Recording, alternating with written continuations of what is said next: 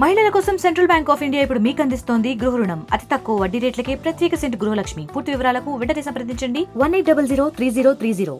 దేశవ్యాప్తంగా మహిళలపై జరుగుతున్న దాడుల నేపథ్యంలో ఈ రోజు విజయనగరంలో భారీ ఎత్తున మహిళా గర్జన కార్యక్రమం అయితే చేపట్టడం జరిగింది. ఈ మహిళా గర్జన కార్యక్రమం అయితే ఈ రోజు విజయనగరంలో ఒక అడుగుతో మొదలై దేశం వ్యాప్తంగా అయితే భారీ ఎత్తున అయితే మాత్రం దేశ ప్రజలందరూ పాల్గొనాలని అయితే మాత్రం పిలుపునిచ్చుకుని ఈ రోజు భారీ గర్జన కార్యక్రమం అయితే ఒక ర్యాలీ రూపంలో అయితే చేపట్టడం జరిగింది. దీనికి సంబంధించి మనతో పాటు ఆ మహిళా సంఘాలతో పాటు అధికారులు కూడా ఉన్నారు. వాళ్ళతో మాట్లాడి మరిన్ని వివరాలు తెలుసుకునే ప్రయత్నం. సార్ చెప్పండి సార్, ఈరోజు చూసుకుంటే ఈ మహిళా గర్జన ప్రధాన ఉద్దేశం ఏంటి సార్?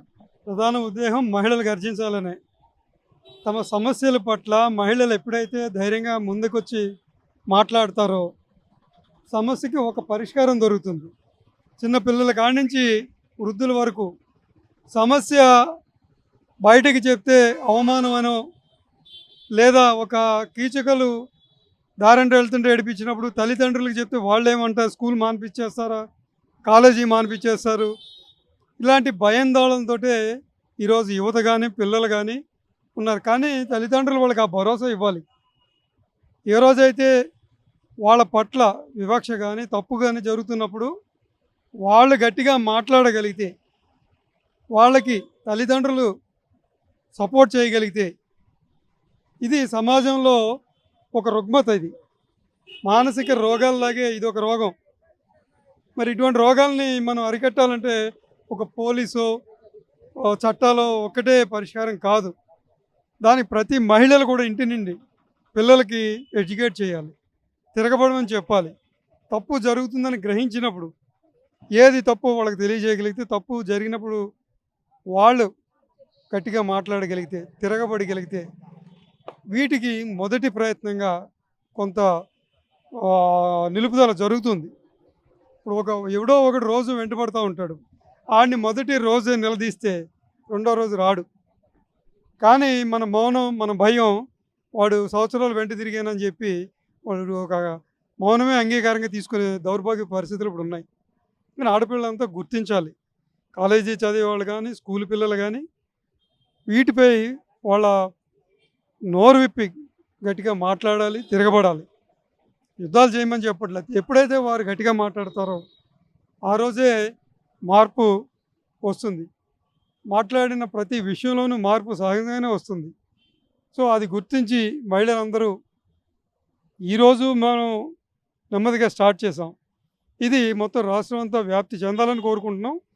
అది మరింత ఉధృతంగా వెళ్ళి ప్రతి ఇంట్లోనూ ప్రతి మహిళ కూడా ధైర్యంగా ముందుకొచ్చి మాట్లాడే పరిస్థితులు రావాలని కోరుకుంటూ ఈ మహిళా గర్జన మనం స్టార్ట్ చేయడం జరిగింది. మీరు చెప్పండి, ఈ రోజు ప్రధానంగా చూసుకుంటే ఈ మహిళా గర్జనకు మీరు ఒక మహిళగా ప్రజలకి ఎటువంటి సందేశం ఇవ్వాలనుకుంటున్నారు? ఒక సర్వే ప్రకారము ఆడపిల్ల పుట్టినప్పటి నుంచి తన 20 సంవత్సరం వచ్చేంత వరకు 18,000 నెగిటివ్ సజెషన్లు ఎదుర్కొంటుంది. నెగిటివ్ అంటే ఏం లేదు, ఇంట్లోనే అటు వెళ్ళకు, ఇటు చూడకు, తల దించుకునే ఉండు, వాళ్ళతో మాట్లాడకు, ఇలాగే ఉండు, ఈ పనే చెయ్యు, ఇది చెయ్యొద్దు. ఇవి 18,000 నెగిటివ్ సజెషన్ ప్రతి ఆడపిల్ల 20 ఏళ్ళు వచ్చేంత వరకు తను తీసుకుంటుంది. అంటే మనం అవి ఆడపిల్లకే ఎందుకు చెప్తున్నాం, అబ్బాయి కూడా ఇంట్లో ఉంటాడు, వాళ్ళకు కూడా జాగ్రత్తలు చెప్పినప్పుడు ఇటువంటి చెడు ప్రభావాలు ఏవి కూడా జరగవు మహిళల మీద. ముఖ్యంగా చిన్నపిల్లలను కూడా చూడట్లేదు, వయసు కూడా లేదు, మనసు బేబీ మీద కూడా ఈ మధ్య అఘాయిత్యాలు జరుగుతున్నాయి. ఇంట్లోనే తమకి రక్షణ లేని పరిస్థితి ఉంది. ఈ మార్పు రావాలి, ఇంటి నుంచే మొదలవ్వాలి. ఇంటి నుంచి సమాజం, సమాజం నుంచి రాష్ట్రము, దేశమంతా ఈ గర్జన పిలుపు ద్వారా ఈరోజు మేము విజయనగరం జిల్లా నుంచి అందరూ ఒక యూనిటీలా ఫామ్ అయ్యి మహిళలందరం ఈరోజు పిలుపునిచ్చాము. ఇది కొనసాగాలని, దీని సమాజం మార్పు రావాలని మనస్ఫూర్తిగా కోరుకుంటున్నామండి.